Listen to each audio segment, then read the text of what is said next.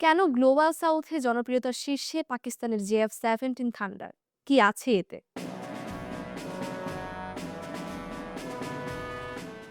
Global সাউথের দেশগুলোর মধ্যে দ্রুত জনপ্রিয় হয়ে উঠছে পাকিস্তানের তৈরি JF-17 থান্ডার যুদ্ধবিমান। স্বল্প মূল্যের হলেও আধুনিক প্রযুক্তি ও কার্যকর যুদ্ধ ক্ষমতার কারণে এই যুদ্ধবিমানটি আন্তর্জাতিক অস্ত্র বাজারে বিশেষ নজর কেড়েছে। শীর্ষস্থানীয় একটি মার্কিন সাময়িকী JF-17কে কম খরচে অত্যন্ত সক্ষম একটি আধুনিক ফাইটার জেট হিসেবে উল্লেখ করেছে।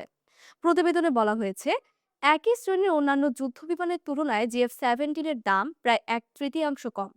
তবুও এর পারফরমেন্স অনেক ক্ষেত্রে প্রত্যাশার চেয়েও বেশি। সাময়িকীতে উল্লেখ করেছে, অনেক যুদ্ধবিমান শুধু প্রদর্শনী ও এয়ার শোতে নিজেদের সক্ষমতা দেখালেও JF-17 বাস্তব যুদ্ধক্ষেত্রেই কার্যকারিতা প্রমাণ করেছে। প্রতিবেদন অনুযায়ী JF-17 থান্ডার আধুনিক রুশ ও পশ্চিমা প্রযুক্তির যুদ্ধবিমান ভূপাতিত করতে সক্ষম হয়েছে, যা এর যুদ্ধ ক্ষমতার বড় প্রমাণ হিসেবে বিবেচিত হচ্ছে। পাকিস্তান ও ভারতের মধ্যে সংঘাতের সময় এই যুদ্ধবিমান ব্যবহারের অভিজ্ঞতা এর যুদ্ধক্ষেত্রে বিশ্বাসযোগ্যতাকে আরও জোরালো করছে বলে দাবি করা হয়। হালকা ওজনের এক ইঞ্জিন বিশিষ্ট এবং কম খরচের এই মাল্টি রোল ফাইটার জেটটি আকাশযুদ্ধ, স্থল লক্ষ্য বস্তুতে আঘাত হানা এবং প্রতিরক্ষামূলক অভিযানে সমানভাবে কার্যকর।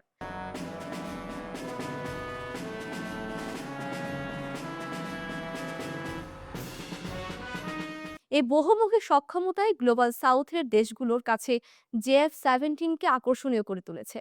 সাময়িকীটি আরও উল্লেখ করেছে, বৈশ্বিক অস্ত্র বাজারে পশ্চিমা প্রতিরক্ষা কোম্পানিগুলোর আধিপত্য ধীরে ধীরে কমছে। তাদের জায়গা দখল করছে পাকিস্তান, তুরস্ক ও দক্ষিণ কোরিয়ার মতো দেশগুলো, যারা তুলনামূলকভাবে কম খরচে কার্যকর ও যুদ্ধ পরীক্ষিত সামরিক প্রযুক্তি সরবরাহ করছে।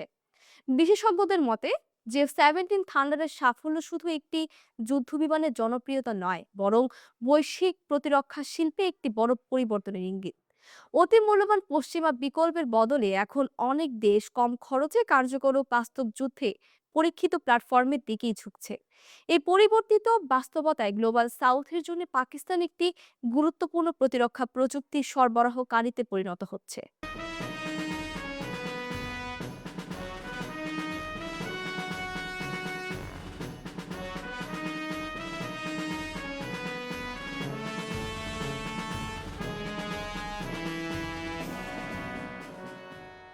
নয়াদিল্লি ও বেইজিং এর মধ্যে ব্রহ্মপুত্র নদকে কেন্দ্র করে চলছে নতুন কৌশলগত প্রতিযোগিতা। চীনের মেডক এলাকায় বিশ্বের বৃহত্তম জলবিদ্যুৎ প্রকল্প এবং ভারতের অরুণাচল প্রদেশে সিয়াং আপার মাল্টিপারপাস প্রকল্প দক্ষিণ এশিয়ার নদী ব্যবস্থার উপর গভীর প্রভাব ফেলতে পারে। বিশ্লেষকরা বলছেন, এই দুই প্রকল্প কেবল বিদ্যুৎ উৎপাদনের উদ্দেশ্য নয়, নদীর উজান থেকে জল নিয়ন্ত্রণের মাধ্যমে প্রতিদ্বন্দ্বী দেশগুলো একে কৌশলগত হাতিয়ার হিসেবে ব্যবহার করছে। চীনের ওয়াটার বম্ব ও ভারতের ওয়াটার শিল্ড শুধু ভারতের উত্তর পূর্বাঞ্চলকে নয়, বাংলাদেশে নদী বেষ্টিত ভাটির অঞ্চলগুলোকে সরাসরি ঝুঁকির মুখে ফেলতে পারে। বাংলাদেশে ব্রহ্মপুত্র যমুনা অববাহিকার উপর 20 কোটি মানুষের জীবিকা নির্ভরশীল।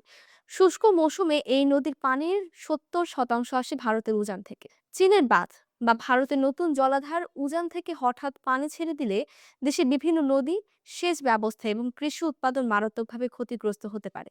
বিশেষজ্ঞরা আশঙ্কা করছেন, বাঁধ থেকে হঠাৎ পানি ছাড়ার কারণে বন্যা, ভূমিধস এবং তুলনশীল নদীপথের ধসের ঝুঁকি বাড়বে। নদীতে পলি প্রবাহ কমে গেলে বাংলাদেশের ভাটির মাটি উর্বরতা হারাবে, যা ধান চাষী ফসল এবং মৎস্য চাষের উপর প্রভাব ফেলবে।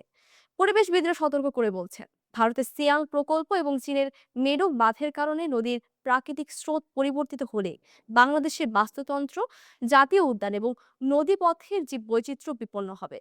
বাংলাদেশ সরকার ইতোমধ্যেই চীনের সঙ্গে আনুষ্ঠানিকভাবে তথ্য বিনিময় চেয়ে নিরাপত্তা ও পানি ব্যবস্থার উপর প্রভাব কমানোর চেষ্টা করছে, কিন্তু প্রকল্পগুলো গোপনীয়তা বজায় রেখে এগোচ্ছে।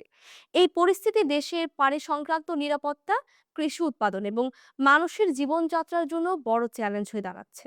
বিশ্লেষকরা মনে করছেন, ভারত চীনের এই পানিযুদ্ধ শুধু দুই দেশের মধ্যে সীমাবদ্ধ থাকছে না, বাংলাদেশ ও ভাটির দেশগুলো এই নতুন রণাঙ্গনের সরাসরি প্রভাব সহ্য করতে হবে। তাই এখনই কার্যকর কূটনৈতিক উদ্যোগ ও ট্রান্সপারেন্সি নিশ্চিত করা না হলে নদীভিত্তিক ঝুঁকি এবং মানবিক পরিবেশগত বিপর্যয়ের সম্ভাবনা ক্রমেই বৃদ্ধি পাবে।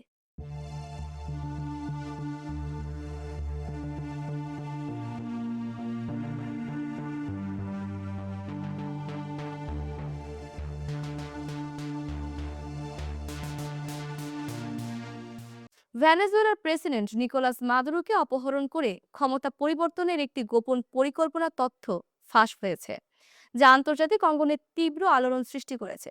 ফাঁস হওয়া ভিডিও নথিতে দাবি করা হয়েছে যুক্তরাষ্ট্র সমর্থিত একটি অভিযানে মাদুরোকে 15 মিনিটের আলটিমেটাম দেওয়া হয়েছিল। ক্ষমতা ছেড়ে না দিলে প্রাণ হারানোর হুমকিও ছিল এতে। ফাঁস হওয়া তথ্যে বলা হয় মাদুরোর ঘনিষ্ঠ নিরাপত্তা বলয়ের ভেতর থেকেই তাকে আটক করার পরিকল্পনা করা হয়েছিল। অভিযানের মূল লক্ষ্য ছিল তাকে দেশ থেকে সরিয়ে নেওয়া এবং সাময়িক একটি বিকল্প সরকার প্রতিষ্ঠা করা। পুরো পরিকল্পনাটি ছিল অত্যন্ত স্বল্প সময়ের মধ্যে বাস্তবায়নের।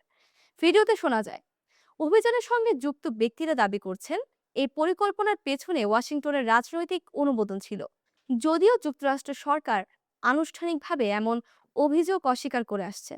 বিশ্লেষকদের মতে ভেনেজুয়েলার বিপুল তেল সম্পদই দেশটিকে দীর্ঘদিন ধরে বৈশ্বিক ভূরাজনীতির কেন্দ্রে রেখেছে। মাদুরো সরকারের বিরুদ্ধে যুক্তরাষ্ট্রের নিষেধাজ্ঞা, কূটনৈতিক চাপ এবং বিরোধী নেতাদের সমর্থন সব মিলিয়ে এই অপহরণ পরিকল্পনা সে দীর্ঘ দ্বন্দ্বেরই একটি চরম রূপ।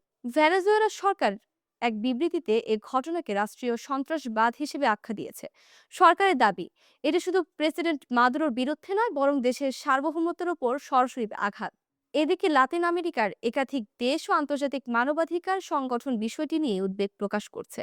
তারা বলছে কোন রাষ্ট্রপ্রধানকে অপহরণ বা হত্যার হুমকি আন্তর্জাতিক আইন ও কূটনৈতিক রীতির সুস্পষ্ট লঙ্ঘন। রাজনৈতিক বিশ্লেষকদের মতে এই তথ্য ফাঁস যুক্তরাষ্ট্র ভেনেজুয়েলার সম্পর্ককে আরও জটিল করে তুলবে। একই সঙ্গে প্রশ্ন তুলছে ভূ রাজনৈতিক স্বার্থে ক্ষমতা পরিবর্তনের প্রচেষ্টা বিশ্ব রাজনীতিতে কতটা স্বাভাবিক হয়ে উঠছে।